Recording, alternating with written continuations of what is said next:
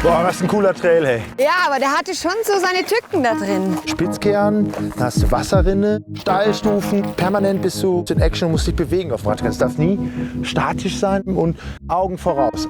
Und mit den Wasserrinnen habe ich zwei Möglichkeiten. Entweder fährst du einfach langsam und kontrolliert, hebst das Vorderrad an, dass es über die Rinne kommt, Hinterrad rollt durch. Oder du bist halt schnell genug und machst vorher ein Bunny. Das mit dem Umsetzen, das ist für viele einfach schon noch schwierig. Du musst dein Gewicht einfach wirklich übers Vorderrad bringen, Augen voraus und dann eben im richtigen Moment die Vorderradbremse dosieren. Das ist das A und O. Weil es einer von fast 10 Trails, die du hier fahren kannst. Und da haben wir noch einiges zu tun.